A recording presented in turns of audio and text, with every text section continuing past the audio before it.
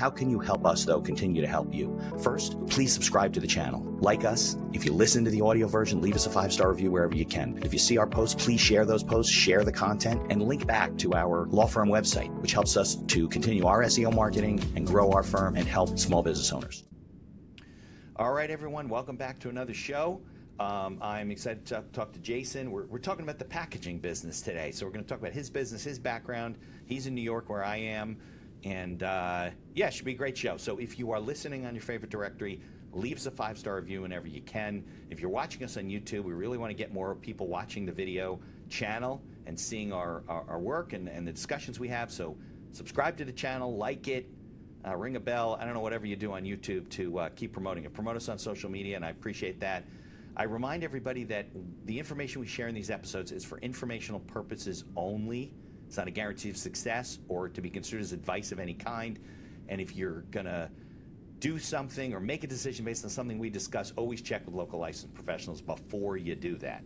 So enough with the disclaimer. Jason, thanks for coming on the show on what is not a terrible morning. I mean, it's not freezing, right? Not yet, but we were just talking that more snow is probably on its way. It's looking great outside. Yeah, it's nice. Now, you're in what, Manhattan? I'm in Manhattan. Manhattan. Okay, yeah. So did you get as much snow as we did in Oh, Jersey? yeah, I mean, practically. Ridiculous, right? And you can't pass the streets, right? The sidewalks are probably a mess. Yeah. Well, it's funny. I moved my son to Fort Worth a couple weeks ago, and we got some of his. There was that other storm, right, a few weeks ago, and you couldn't even get into the building. You couldn't park. It was ridiculous. Then we had to move him out again. The rest of his stuff, I could barely get to the car because I had to kept going around the snow. I can imagine what it's like now. I wouldn't have been able to move out. No, I'm glad you made us back safe. Nuts, yeah. Well, I was stuck, I told you, in Arizona for 4 days until I could get a flight.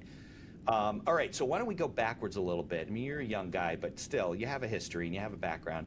Let's talk about, your background, your training, maybe college, other businesses, how you got started, and then we'll get into what's a great name, Packing Duck. I think it's great.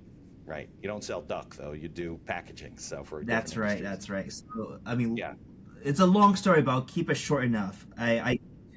Well, we got an hour, so I came to America when I was 8, and we're just trying to figure it out. My mom and I were immigrants to this country, and we knew that our main goal here is to contribute, work hard, create value, and that was what I started to do when I was 8 years old. I was working in my family's restaurants. I was taking jobs here and there, and so I've just been working basically my whole life. And by the time I was 14 years old, I got introduced to making money on the internet by a friend in high school. You know how it is in school. Kids are either choosing one hobby over the other, and mine was browsing the internet, understanding social media, and figuring out how to learn marketing. And that's when I started. I was doing marketing for other brands. Like affiliate marketing, where you would market products? Yeah, I was doing affiliate marketing. I was selling different offers. I was selling e-commerce. I was promoting clothing companies. And eventually I got to a point where I was like, you know what? If all these companies are paying me to promote them, why don't I create the products to sell so I can promote it myself? And so you're going to realize that every business that I start over the last decade is always going to be looking back, hey, that sounds pretty cool, but what if I do this to help what I did? Right. And so I went from affiliate to running an e-commerce business, and I did that over the last 10 years in apparel, home decor, beauty, supplements, you name it. I had a little stab at it. And about 2 years ago, I started But you were doing it from a wholesaler standpoint, meaning you weren't making the garments. Oh no, I was making everything. You were have it all made? Yeah, yourself? I was the person who architected the brand, the website. I made the website. I ran my own ads. I created my own product, my own packaging. I did it all before I hired people to do it. Okay. Wow. And eventually, I was like, you know what? I think I've had enough fun with the e-commerce side of the business. Why don't I go and be a supplier? Because amongst every single brand that I've ever started, the most common denominator between them was the packaging. It was something that stood out. It was a marketable asset. It was one thing that I loved doing. And so I jumped over to be a manufacturer by buying shares in different factories. And I guess really any business needs packaging for the most part. I mean, I guess service businesses might not. Oh, you'd be surprised. Actually are service business that have clients they want to do gifting to Oh yeah, sure. And then it needs to be branded, right? Of course. Okay, so you do stuff for that too. Yeah, we work with like VC firms who want to do branded AirPods and custom package that. We work with more national brands like Fiji Water and Vita Coco for their influencer campaigns. We do a lot of TikTok shops. So anything you can think of that you use comes in some form of packaging. Our company Right. handles that. Got it. So you might help them with packaging of a product they sell, or you might help them like what we call corporate promotions, where they're branding and stuff like that. So you help them with those Correct. too. And you source because you're not making the AirPods, so you source those out and get that done. So when you started in the business, what did you do? I mean, you said you're an immigrant, but that doesn't mean you have like necessarily connections in China. So how did you start Yeah, I mean, sourcing I all had that no stuff? connections in China. The only connection I had was my family, which they are helpful in the beginning because I didn't know how to send money to China. I was 14 years old, starting my own. Well, actually, I think I was 15 at the time. I was 15, starting my first Okay. clothing company, and the way that I Okay. found my supplier was like everyone else. I went on Alibaba, I went on the internet, and Right. I looked up what I thought was the good factory, and I think Yeah. God placed people in our lives for different reasons. I met a wonderful supplier who's now my COO, my my sales Oh. agent. He Okay. was a sales agent making minimum wage, and he was so helpful to me. He was extremely loyal that he's now running my company in China. Um, so I found him. I thankfully still speak the language, even though I moved here at a young age. So I built those relationships time over time, and everything that I've done right now is based on a relationship that I built earlier. Very good. So it's timely. We had a guy on the show. I think his episode came out last Friday. Um, who has an AI driven website for sourcing products, not just China, I mean around the world. So if somebody doesn't have an immigrant background like you, they don't speak the language, they don't have anybody on the ground in these countries, they can literally go on, instead of having to go on Alibaba. I think it's subscription based, but I think a lot of it is free for the small business owner. And you could literally say, listen, I want to source out a plush toy for my company, and it'll tell you, these three companies do it in these three different countries. These are the main corporations that buy from them. And it could facilitate all that stuff. So somebody who doesn't have your background or doesn't have your access, like you said, you just get Right. lucky that you connect with the right factory, but you don't get to like weed through factories or vet them out. These good guys do it with customs information. He's from somewhere in Asia, China, Southeast Asia, something like that. And he went to Cal Berkeley and he dropped out and he started this company, got VC money and everything. So it's a timely thing because a lot of business owners want to, source things overseas. And now, especially with the tariffs and everything, it's nuts. So you're always looking around. So, all right. So, but is the company more of a virtual company, or do you have people here and you have people in China that work that are, on your payroll and work physically? I'm of one two people in New York, but everyone else is in scattered around the world. So we have some people in California, some people in Japan. I have a person in Russia, a lot in Southeast Oh, really? Asia, and then I would say 80% of them are in China, just because that's where our factory is. So we're pretty global. We cover a lot of time zones. We cover a lot of languages, and like you said, like you know everyone needs this type of service, and we want to make sure that we Yeah. are capable of servicing that. So that's why we're covering a lot of grounds. Right. But it seems you position yourself more as a packaging company, not as a corporate Oh promotions yeah, company, because that's, I don't want to go into corporate yeah, promotion. There's not a lot of money in it, unless we get a right. couple whales. But we make packaging for people who are selling to Target, and those people are ordering millions of units at one point. How many employees can that Right. be in one corporation? Right. Yeah, exactly. What are you going to order? 10,000 units at the most if it's a big company for a promotional item. If not, it's not even that much, right? It's going to be hundreds, so that's no money to be made. So you started this company when you were 15? No, no, I started my first clothing company when I was 15. Oh, the clothing Hacking company. Deck Okay. about 2 years and a month ago.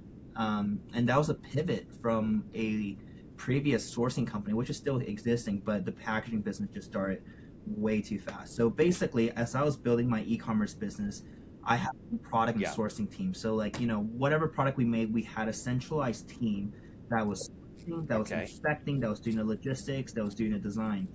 And once I In China. That's in correct. China? They were Okay. making my Okay. products, but once I exited those Got it. companies, I had to do something else with this team.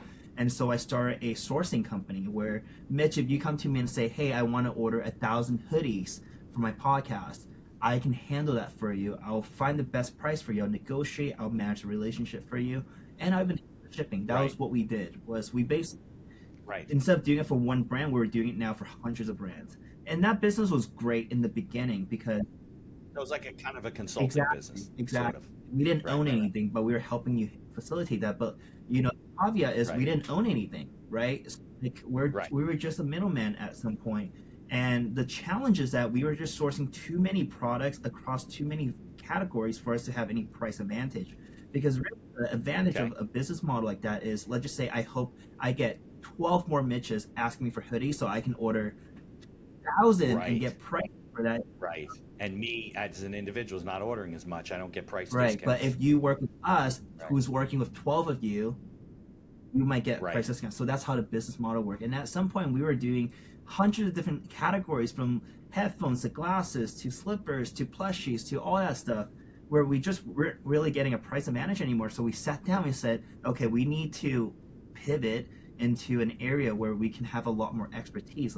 What is that one thing that everything that we source right now have in common, which is packaging? It didn't matter if it's a toothbrush or a headphone or a washing machine, it all comes in a package. And so we sat down, and in the next 3 months we started, taking out money from our business and investing into the different factories that were producing paper packaging, plastics packaging, bags, you name it. We were buying little pieces of interest in those companies, and eventually those interests grew over time. Yeah, so how did you make that pivot? So you weren't able to niche down in the consulting business where you're helping people with the supply chain, because I guess you couldn't say, okay, well, we have 5 hoodie companies, let's just deal with those and try to grow that. I guess that didn't make sense from a business planning standpoint, right? So then what was the business plan to go into packaging? Did you have even customers at that point? Yeah, so, when we were doing sourcing, you're doing very generalized sourcing, right? So there will be customers that are asking for packaging. And so we felt some demand before we did the pivot. So you had some people to Exactly. approach. And it was actually a lot easier to earn clients to do their packaging compared to doing sourcing, because think about it, if you're making a core product within your business, it's very difficult for you to change suppliers, right? Like the person making your headphone isn't going to change the supplier just because of one small thing. It's going to derail their entire business if it goes wrong. But packaging, it's a little bit easier to negotiate. Yeah, I think I can change my packaging if you can save me 2 cents here. It's a lot easier to negotiate. And so all the clients that we had on the sourcing front were pitched on this new business idea that we had, and 50 of them came over to become our first 50 clients. Oh, so you had clients pretty much from the get-go. We were profitable from the first day. Yeah, well, it makes sense, right? Because if you have a supplier, let's say, making, like you said, hoodies, and they go in a box and they're using a company, they would just stop ordering the boxes and have you send the boxes over once you got them done and ready, and they would, the co-packer would pack them there. And the other realization that really led me to start this business is that a lot of people didn't know who was making their packaging. It's a mystery. And the reason for that is because a lot of brands go to the person who's making their core product.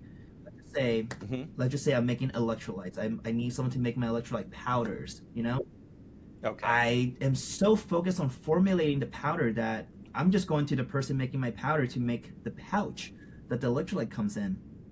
Because the way that people think is, well, if this guy's making electrolytes for 100 other brands, they probably have the best supplier already, right? They probably can do all turnkey for me. But the supplier most likely am not doing the packaging themselves. They're outsourcing to someone like. Yeah, they're outsourcing, right? They're not a packaging company. They're a packing they're adding that extra 20-30% margin on top of it, putting it in the same line item. So when you're buying electrolyte, it just says electrolyte $2. But you don't realize that out of the $2, you're paying 40 cents for the sachet. You get what I'm saying? Right. And so everyone was overpaying that I was talking to. And when I realized that, I was like, wow, there's a gold mine, because if everyone's overpaying by 40%, I just have to go lower than that. Yeah, so how did you realize that? You seem pretty smart about figuring this stuff out. I was just talking to people. There's no data. There's no buying a research report. I was just talking to our customers.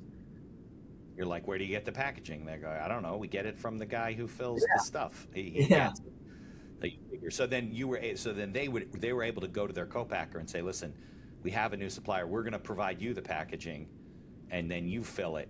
And they didn't care about that. I mean, they're losing a little margin. Yeah, I mean, right? what can they do? It's the customer who wants it. Right. They don't want to lose the customer. Yeah, they're right? still making a lot of money off the main product they're making for them. The packaging was just a bonus cherry on top. But now you can't take advantage of them and charge 40% on top. Right. That's interesting. So did you have to find new factories in China that could make packaging, like printing factories and that made plastic moldings and things like that? Here's where it's interesting because, like I said, everything that I do now comes from what I did before. The factories that we eventually acquired. You've just progressed and learned. Yeah, and the grown. factories that we bought shares into were factories that produced for me, for my brands in the past. So I've used them in different capacity across different brands in my career. And so we've had that relationship already. They know that we're trustworthy. They understand the marketing power that we have to bring them client. And so I went to them and I said, hey, what kind of business are you doing right now? Like, where are you exporting to? And majority of them told me that they were exporting mostly to nearby countries and mostly domestic. And I was like, why is that? They say we have trouble selling to people in the US, in the EU because of language barrier. We don't understand the culture well. We don't have a right sales team. We don't know how to train them to do it. So they just conform to whatever's easiest. And I was like, wait a minute. I can easily triple your business. If you just give me the opportunity to bring clients to you, I can triple your business. And it was based on that promise that over the next few months, we start testing it. I start bringing them more clients. And once they got to a point where they're like, wow, this guy's actually contributing a lot to our revenue. Right, then they pay I was given the opportunity to buy a piece of the company. Oh, okay. So that's how you started, with basically a company that existed that you could just buy into. So you control the company now? It's your company, or you're still 100%. I am owning roughly 30 to 40%, depending on which factory. Okay, and but you're running the company. I'm running Packing Duck, but operationally, I don't want to run a factory. Like, I do not want to, you know what I'm saying? I don't want to run. So you own and operate Packing Duck, and then you also have a equity position in the factory, or multiple factories. Yes, and that's how we're able to get pricing below market rates. That's how we're able to have a lot more flexibility in payment terms and whatnot. And for these factories that we work with, they get to maintain operational control. They get to still do what they love, which is manufacturing. All these factory owners, they don't want to do marketing. They don't want to do sales. They don't want to do content. Right. They don't want to do these stuff. They just want to know exactly what they have to do for a day, and they're really freaking good at it. And you don't have to worry about going to conventions. You know how much it is to open a booth at a Vegas convention as a supplier? It's $150,000. If you're a supplier from China, you got to fly all your equipments in here. You got to rent a booth for 3 days. You got to fly all your personnels, hotel rooms, everything. It's 6 figures. It's a lot of money, right? And you have to build a booth too, right? I mean, they don't just give you a And booth. they don't get a lot of clients from that. You get maybe, out of the people that walk through your booth, hundreds of them, maybe you get 20 contacts, and of the 20 contacts, maybe half will convert to a client, and they might be ordering 1,000 or 2,000 because there's no telling if they're whales or not. Through the system that we're building right now, so you never get your money back. So many don't. It's like a billboard. You're just getting exposure. Sometimes you'll hit a whale who hits you up, but most often time you're losing money on it. We're averaging around 90 to 120 new increase per week right now. From Instagram. Where?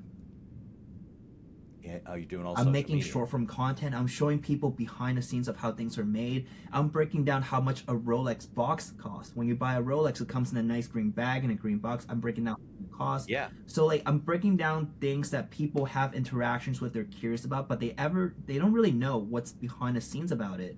I'm going through how the boxes at Amazon is made, how much waste goes into this category, all these stuff. So every single day I'm making these content, and these contents are getting thousands of views, some of them millions of views, and I'm getting way more increase through that than buying $150,000 booth. And that's my investment to these factories.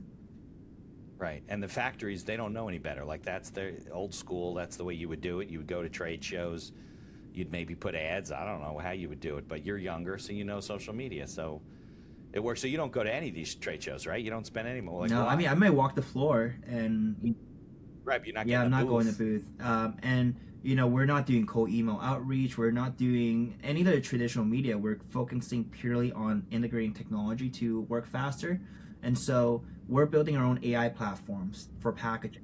We're building Okay. a tech-enabled manufacturing business that is drastically different than what's out on the market today because it's just so inefficient the way that we're doing things right now.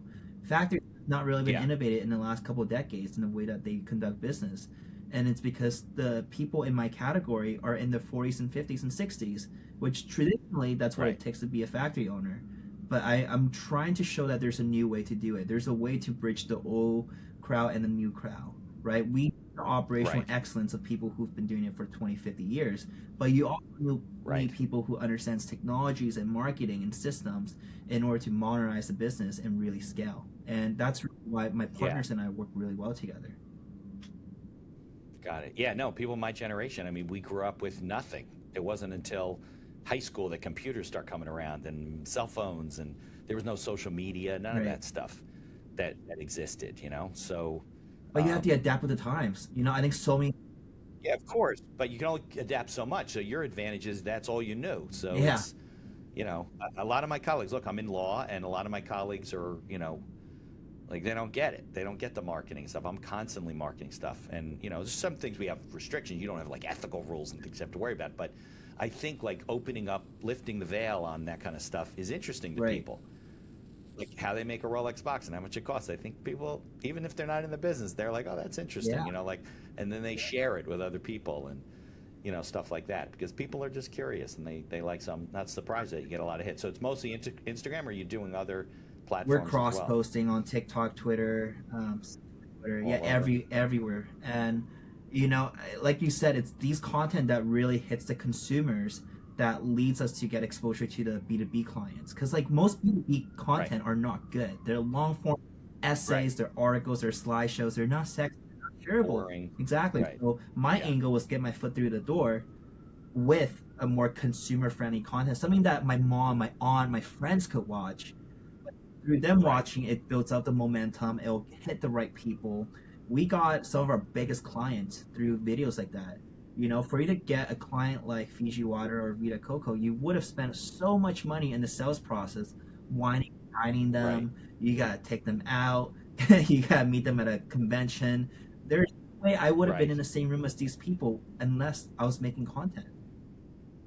Right. Yeah. No. Yeah. Because then you connect with somebody who's maybe their spouse works at Fiji Water, and they follow you, and they start seeing all this stuff, and then one day they go, you know what? Call Jason at Packing Duck. They seem to know what the hell That's they're doing. exactly right.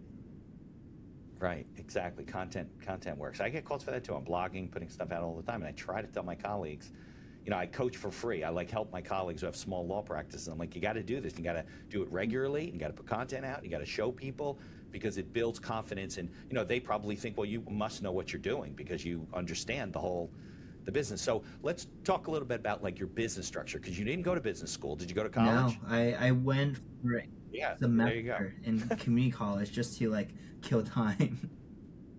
And you're like, why am I doing this? Yeah, I didn't drop out until I made money, because like the internet was still Wild West. I didn't know if that was going to be the thing that will be a long-term income for me. I was making some money, but so I still did a year of community college because I wasn't that good academically. So I felt that I could do a community college and transfer into a college or like a proper university and study computer science, because at that time that was all the rage.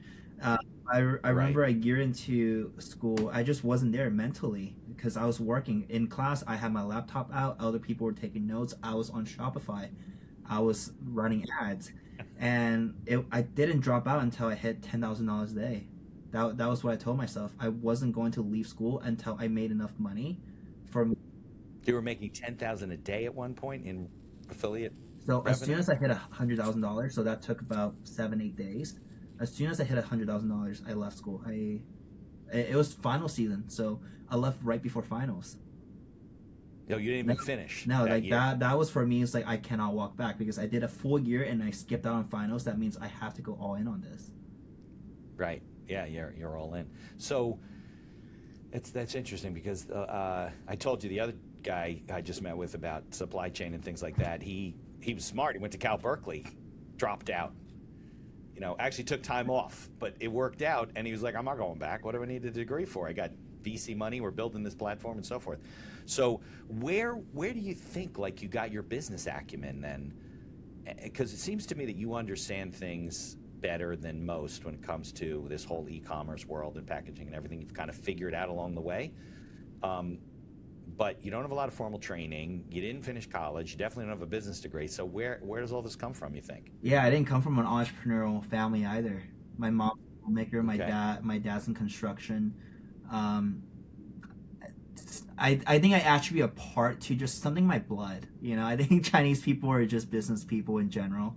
Um, Okay. I'm just very observant. When I moved to um, the United States, I was just observing people around me. I was looking at my friends, family. What did they do to afford such a nice house? Oh, they did business. Okay, let me Yeah. study. Let me ask them questions. Let me learn about their perspective and their insights. I just knew how to insert myself into the right room and absorb like a sponge. I had no business being in some of the rooms that I was in, and Right. fortunately, I was You just wanted to learn everything. So you're yeah, I self-taught. was allowed to be in there, and people gave me so many help. I have great mentors along the way, and it was easier being 18 because when you're 18, everyone wants to take you under their wing.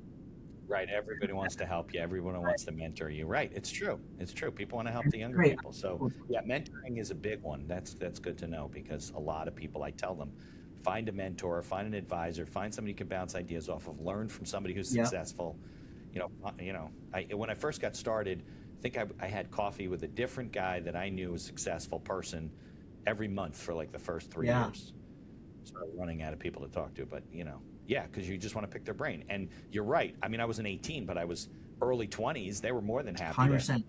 Like if help you're me. listening to You this know, podcast and you're in your teens and your early 20s, you have such an advantage to being in rooms that you don't deserve to be in because people just want you there to absorb. And yeah, that's just going to yeah, help you. and you got to take advantage of that. You got to take advantage of the fact that you're young and you're learning because you're not a threat. Right, right. They don't look at you as a Yeah, threat at they just all. want to help you. And so I really, by the grace of God, got a lot of help along the way, and I'll always give credit to those people. This podcast is brought to you by our affiliate sponsor, iEmployee. iEmployee is a virtual assistant service that hires almost anyone for any role in your company right out of the Philippines. Most roles range from $7 to $9 an hour for highly skilled and experienced VAs. And whether you need an executive assistant, social media manager, video editor, customer service, sales, you name it, they have it. We use iEmployee for our VA services from editing and promoting the podcast to all the PR and promotion of our law firm. iEmployee acts as a virtual field supervisor on the back end with live video monitoring and reports on a daily basis with screenshots of your VA's workday, and along with complete HR and payroll duties. No more paying for overpriced and underqualified workers. There's a link in the show notes to get a 1-week free trial, and I encourage you to take advantage of it. Maybe you're getting your calendaring from one software and you're invoicing from another. Evenue is a platform that we use as one of our sponsors to run our entire business. And there's other features like auto payments and integrations with QuickBooks. Visit evenue.com, EVONUE.com to learn more. There's also a link in the show notes. And be sure to tell them that the Accidental Entrepreneur referred you. Right? If you're a brand selling a product like that, you're talking to 3 different factories. With us, you talk to one person. Think about the savings in time, the efficiencies, and most importantly, if we're doing all 3 products for you, we can bring the price down together. Everyone wins in this scenario. So the early businesses were really just you, like you're selling online, you're doing affiliate marketing, things like that. So what was the business strategy? Like, how did you build this business up from a planning standpoint? Because you got a lot of moving parts, right? You have the factory Yep. in China, who you eventually hired the guy you said he's your COO, but he's over in China, so he manages all this stuff. And then you're here. You're always in New York. I'm in New York. I fly back 4 times a year, and then my co-founder, my CFO, is in China most of the time. Between that and Middle East, so we try to cover most of the world because when something goes wrong, you gotta be there to catch it. And so in manufacturing, it's a decision that you have to make in real time when something goes wrong, and so we're always up. So you're the CEO, you have the CFO, you have the Yep. COO, and then what was my question? So the well, what's the business structure? Are you all partners? Do they work for you? So I started the What's the company setup? first, and then I brought on these partners to deal with me from my previous company.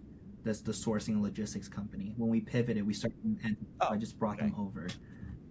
They were part of Yeah, the they were team. part of the team, and yeah, no, they've been great. Like they've been with me for the last 10 years. It's really hard to have partners that last for 10 years over time, Yeah.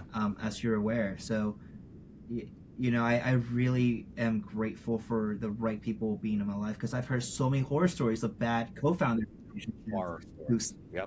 Terrible embezzle stories. and whatnot. I didn't have to go through any of that, thankfully. Yeah.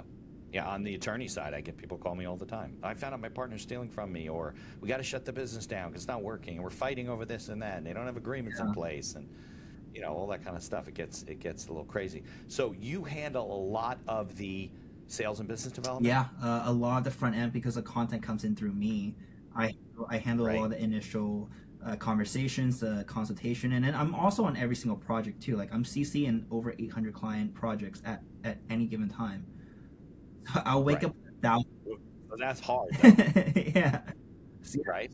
I mean, that's a lot. You don't want to do that forever, but you're but young right for now. now, like I want to be there. Like we're only 2 years in, so it's not for me to just set it aside. But I'm in every single client combo, Right. but it gets handed off to a project manager team, who gets connected to a procurement team. So we have a PM team who's front facing. That's the person who's talking to someone Okay. like you, Mitch, like talking back and forth.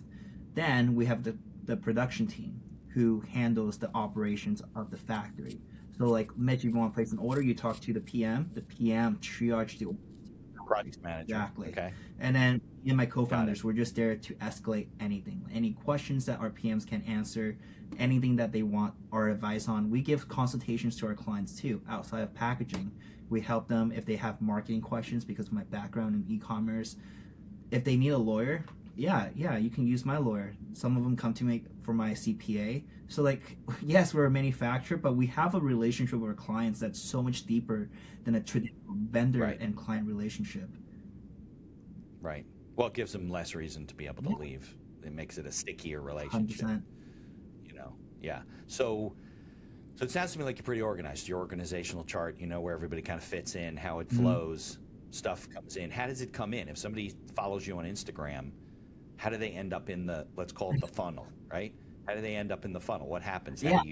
How they connect with you? How does it happen? What's They the either process? DM or email me, and so I talk to them. I ask them what they're looking for. If what they're looking for is what we can make, and if their quantity that they're ordering is up to what we're looking to produce, because we can't make 2 boxes, right? Right. There's a minimum quantity that we have to hit. So if all those hit, then I introduce them to our team. I loop the rest of my team in, and we create a project for them. We create a group chat for them, and we continue the conversation from there.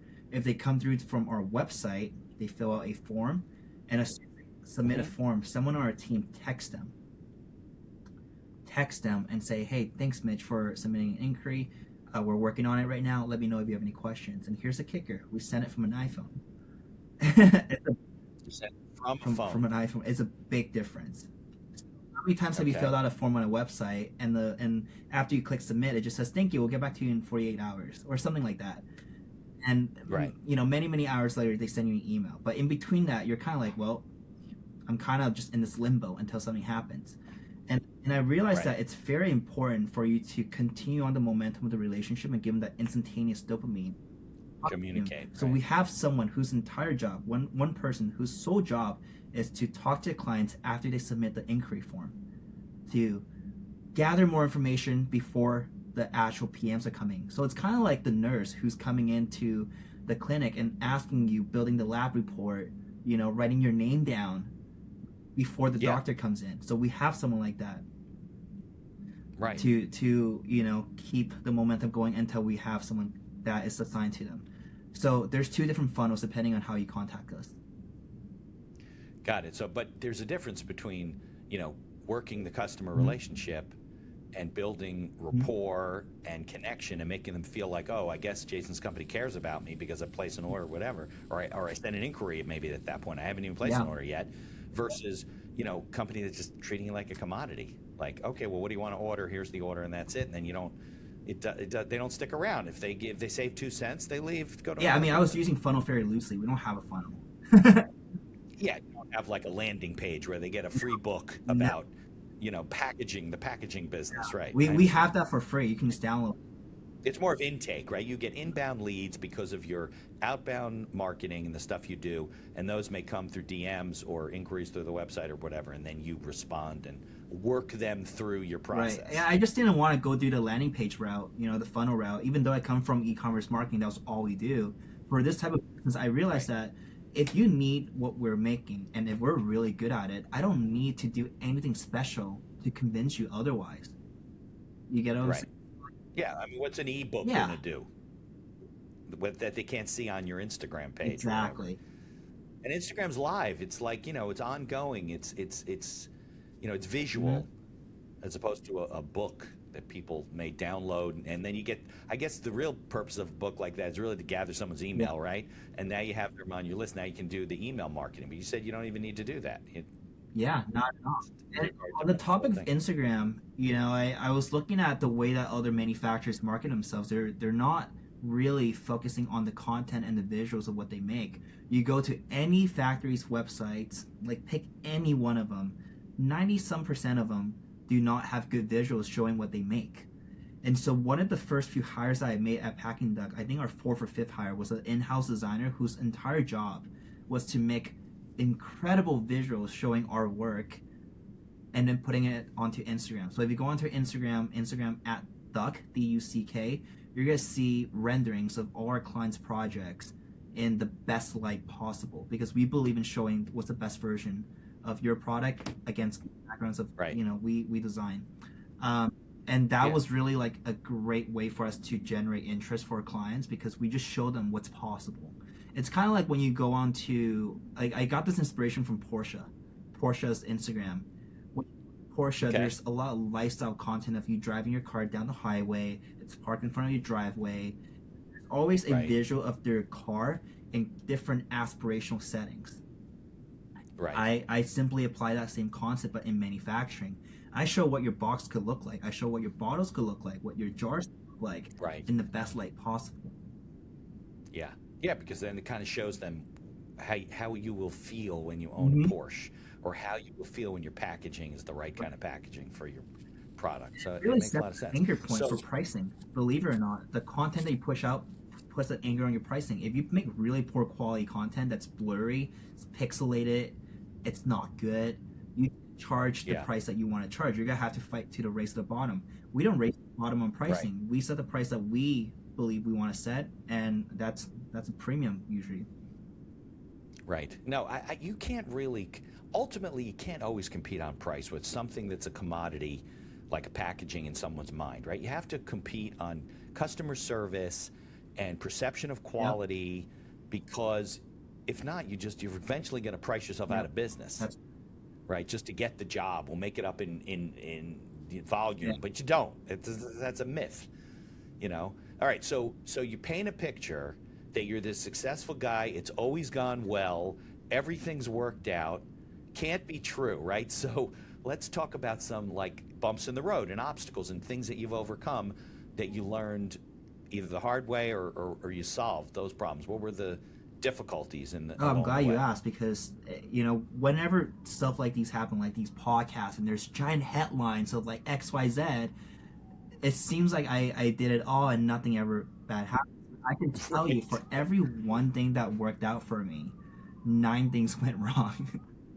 There you go. Yeah, But of that's what course. separates most entrepreneurs from like the ones who stick around and the ones who throw in the towel is can you sustain a headwind of falling down nine times? Right, to get to the 10th Exactly. one. To know that, oh, I just fell down, that's good. I'm one closer to the Yeah. success. So my very first, what people call L's now, I had a blog with millions of followers that was really the primary channel where I was promoting my affiliate offers, my e-commerce companies. Okay.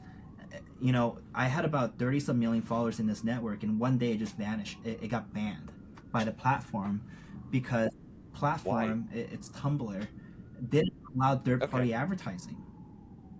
This is before Yahoo bought them. They didn't allow them party advertising. And so because I was advertising so much on the platform that it caught some people's eyes, they banned 30 some million followers overnight. Just lost the whole thing. So think about how much revenue a $30 million network can bring, and that just vanished overnight. And so, thankfully, I just because you didn't know the terms that were, you didn't know the I'm Tumblr not reading terms. the community guidelines. It's too much to read, so you had no idea that you couldn't Yeah, promote. but I mean, I did it for a few years already, so it is what it is. But when that thing went down, I didn't have any revenue from the affiliate side. I had to go all in on e-commerce, and by that time, I was already building my e-commerce business, my clothing business, and so I had to learn how to run Facebook ads. I had to learn how to promote through other means, even though it was paid previously. It was free. Now it's paid. So, I ripped off the Band-Aid and just went straight into learning how to do all these other stuff. So that was my first, setback. And then there were times where, you buy inventory, you do product launches, and it just didn't go the way that you want. And what most people don't realize is that a lot of e-commerce business are kind of swimming above the water of, we're hoping that these next 2 new product launches can do well, because if it doesn't, we're in deep trouble. Most e-commerce companies are like that, because the average margin for e-commerce companies are anywhere between 6 to 15%. You make $100,000, you keep at most $15,000. If you launch a product line for $50,000 and it doesn't go well, you lose your money right away. I mean, there's not enough margin. So you better hope that every relay is a successful relay, and that's why so many companies spun out and so many companies fail within the first years, because they cannot relay fast enough or efficiently enough. They can't sell through. There were a couple times where we went through that. We had to go into credit card debt to sustain, to payroll, to keep the company running. I was wrapping hundreds of thousands of dollars of debt just the company running. And there's a point in the business where you just spiral, where the debt that you take on and the interest that you pay exceeds your cash flow, and that's the worst spiral. I went through that twice. And I got back from it because this is a good thing and a bad thing. I never put all my eggs in one basket. I'm never running just one company at once. And so when one company was going through trouble, I spun out a service company. I had a marketing agency where, I provide marketing services and it's entirely profit, right? 90%. Right, there's very little And cost, so I was making money on the service business to sustain the short-term losses on the e-commerce side. And that's how I got out of the holes that I got myself into. And, it's not sustainable, but at least I had a backup, right? Like, I didn't have to close the business down. I didn't have to fire everyone. I was able to sustain. But, I think the ultimate story here is I just always had a way out. I knew how to be resourceful. I knew how to make money in very short term to make sure I can keep the lights on. Yeah, like a backup plan or a cushion or another source of revenue, right? We always say that with businesses. If you have multiple sources of revenue and one of them hits a roadblock or you screw up, you still have those other ones to keep things going. I guess the hardest part is when you come to the crossroads of how long should I keep doing this? Like, when will it turn around? And if it doesn't, then sometimes you got to make some tough decisions. But it sounded like you didn't really have to do that. When you saw that one wasn't really working, you made a pivot to, look, not everybody would be able to kind of notice what was going on in the world like you did with packaging. It was just kind of where you were, the industry you were in, and you're like, well, what can we do? And it was kind of jumped out at you, right? I mean, I assume it didn't happen like in a dream. You were probably working on it for a while, trying to figure out where do we go next. It was on the train. Right? We actually did it in about 40 some minutes on the train from Guangzhou to Shenzhen. Really? Yes. We were on. And you're like, oh, that's good packaging. Yeah. We're on the train to visit our factories as a client, and on the train we're still running the. Is the ones that manufacture things? Yeah, the factory that was manufacturing our packaging. We weren't a part owner in it yet. But on the train there, we sat down. We're like, okay, we're sourcing way too many things. We need to narrow in on something. And then packaging came up, and it was a perfect topic to start off when we're talking to our packaging supplier, which is, hey, do you mind if we triple your business in the next 6 months? Right. They're like, yeah, Yeah. what do you have to lose? So in the next 6 months, I build out the system, I build out the leads pipeline, I show them that I can bring these clients and they convert into revenue, and that opened the door for me to buy in as a partner. Yeah, so you bought into the factory. You put money on Mhm. the table to allow them to expand their operations. Because I would assume that if you go to a factory and you say, "Can we triple your revenue in 6 months?" They probably don't have the capacity to triple in 6 months, right? No. Unless they're just an unutilized Right, factory. right. And so But next yeah, week yeah, I'm yeah. flying back to China. We're opening our new location. So the factory used to be one floor. Now we have 3 floors. So I'm going back to open that one. And then 3 weeks later, we're opening a second one for plastics. So the first one's paper, the next one's plastics. So now we can do things like your shampoo bottles, your conditioners, your shaving creams, all packaged, right? Yeah. So, these two factories started off as one floor, uh, So it's the same company, though. two separate factories. So every factory handles one specific material: paper, plastic, That's how it works glass. in China. Yeah, they're all Okay. specialized. But Got it. So the plastic one is a separate company, separate factory, different employees. So and you're a partner in yes, both. and they also grew. They just got a new factory because of all the revenue that we brought in. But why brands work with us is because we can consolidate that, right? Think about how many glass jars with a plastic cap that goes in a paper box, right? If you're a brand selling a product like that, you're talking to 3 different factories. With us, right. you talk to one person. Think about the savings in time, the efficiencies, and most importantly, if we're doing all 3 products for you, we can bring the price down together. Everyone Right. wins in this scenario.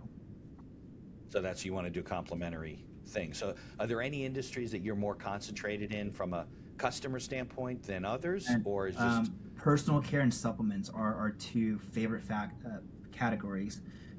They are high volume.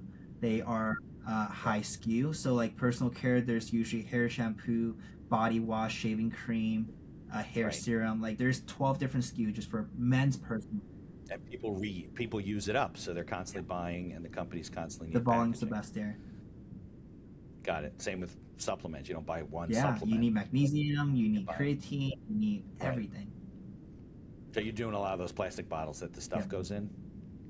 Got it. Interesting. So, are there any brands that I'm familiar with that you guys do work for? Is it GNC, or are there more companies that I never I mean, heard we of? supply to brands that sell into retailers. So those Got brands it. that we work with sell into the Vita Shop. They sell into the Costco's, the Walmart, the Targets. Well, Right. But it's their branded product. Doesn't say Walmart. yeah, they're just selling on the Walmart shelf. So like we do stuff for Quest bars. We do some stuff for Vita Coco, like I mentioned, and then a lot of our clients are actually like social media brands. Like the brands that we have that are the largest in our client book are not the national brands that you might be thinking about, because we're not doing all their packaging for Vita Coco and Fiji Water. We're just some parts Right. of it. But the brands that we work with that are our highest volume clients are the people who are selling on TikTok. The new generation of sellers who our biggest client is a couple of 20-year-olds. They Really? do $90 million a year. 90 million. What are they Personal selling? care.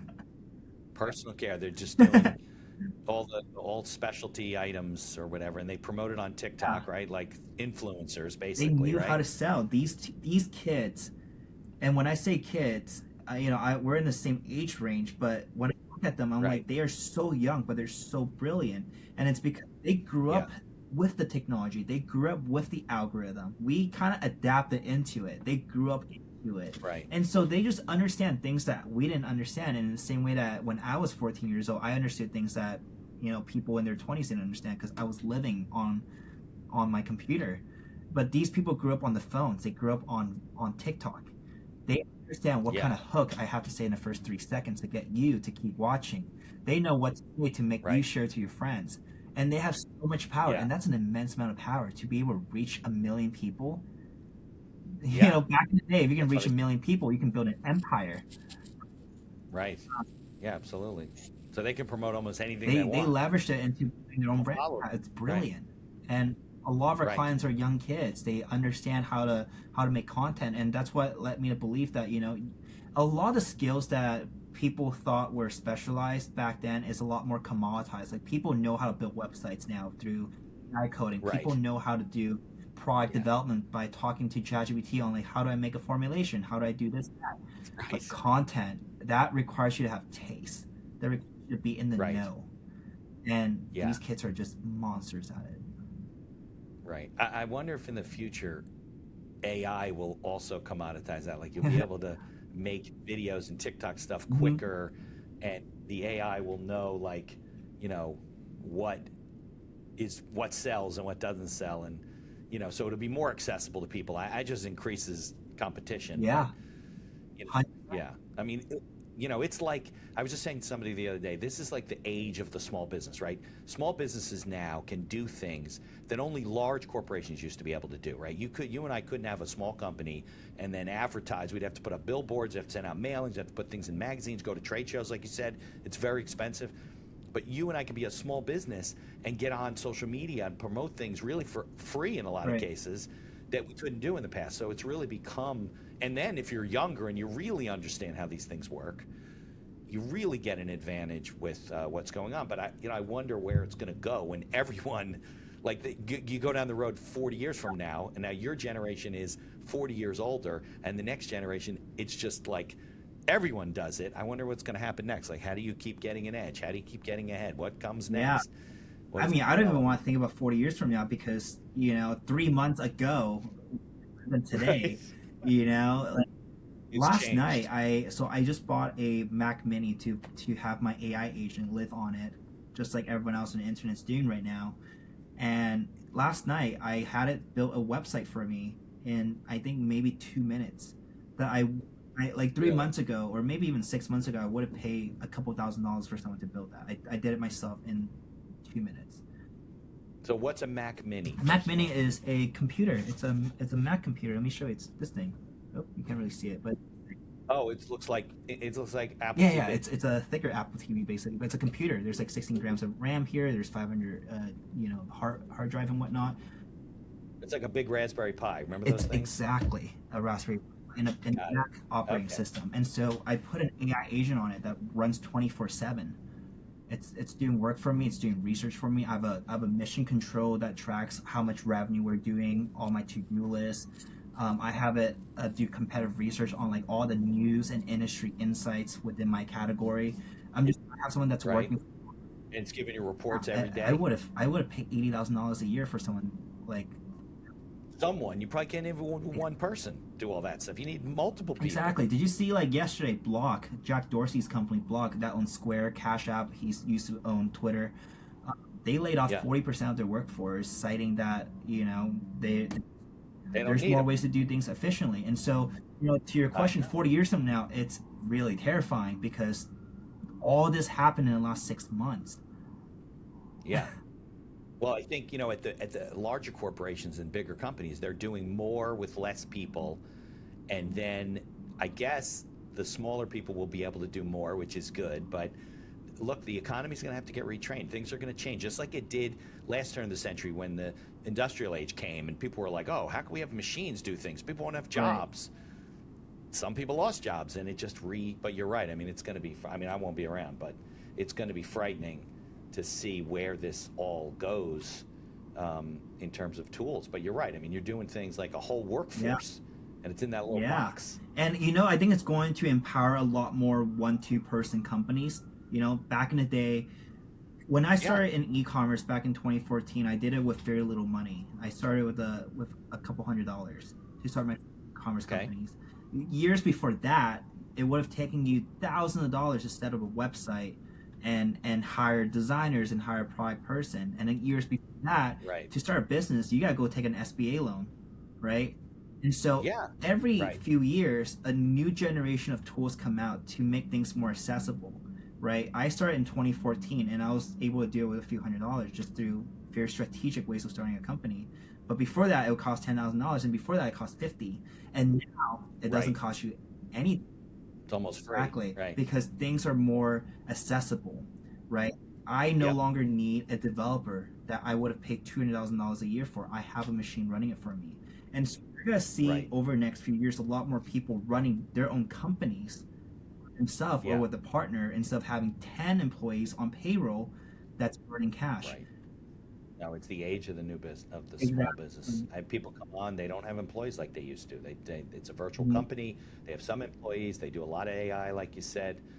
Look, even in law, people are doing a lot of them you can form companies now on your Yeah. own through the state websites. You don't need to hire an attorney to do it. I mean, people do it because they don't know, but they pay me to do it. And 10 minutes, I get them a company set up and going. And eventually they won't need me. They'll put it into AI and say, I need to set up an LLC in New York and Colorado and Nevada, and the AI will do it. Yeah, I mean, I think eventually they'll get to a point, but I'll tell you that from the legal side, I still have my lawyers because I've done contract reviews through AI. I've asked them, hey, look through any loopholes, make sure this is ironclad, yada yada yada, and then I give the same contract to my lawyers to look at, and they're like, oh my god, there's so many, there's Yeah, the AI is not up I don't there, have, right? I see that all the time. You don't know why it's there. So if the AI tells you this, you don't know if it's right or yeah, wrong. And there's things that I include in contracts that it'll get right, there 5 to 10 years from now, but right now it's not reliable enough. no, for sure. So it is kind of frightening. All right, so tell me, I know the company's new, 2+ years of the current company. What's the future hold for you? What are the plans? So I'm sure you don't sleep at night, so you get strategic plans. You're always thinking about stuff. You got your AI running on the side. So what's the next kind of strategic plan? The strategic plan is to turn us into a technology platform for all types of packaging. So eventually you'll come to a website, and instead of submitting an inquiry form and waiting for us to send you a text or send you an email like how we are right now, a year from Yeah, now you're gonna be able to come onto a website and talk to our website like an agent that's 24/7. It has all the knowledge that we know, and we'll talk to right, you, Mitch. You can be like, hey, I want to start this new company. I want to sell phone cases, and I want to do phone cases for iPhones and Androids. And here are all the models that we want to do. And I want it to be premium. I want this to go onto Target. You can just give me what you want, and our website, our AI agent, will be able to we'll do will it. understand it. We'll be like, okay, if you want to do it for these phone models, we can immediately research what the dimensions and sizes are for, right? We can look at what are the best options Yeah, in the market. Okay, we're gonna use these type of paper if you want to go into retail. We're gonna structure it like that, and these people are instant. And when I say people, I'm talking about AI agents. These AI agents would then consolidate all the information into a brief and triage it into a factory that either we own or is within our network.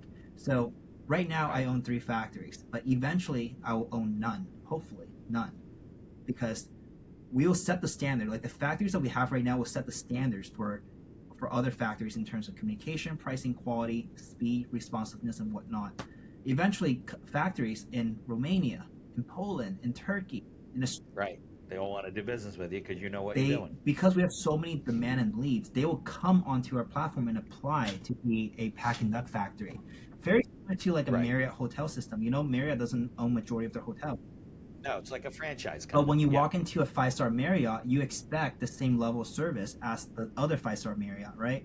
So we're correct. building like the hotel system but for packaging factory. The 3 factories that we have right now is really just here for data collection and setting the standards for what we think is the best factory. Then, for for us to accept you into our website, you have to meet those standards. So eventually, Packing Duck will have 200 factories Right, around the world that have a right. Packing Duck Sure. logo on it, and we'll just be a facilitator because we create the technology.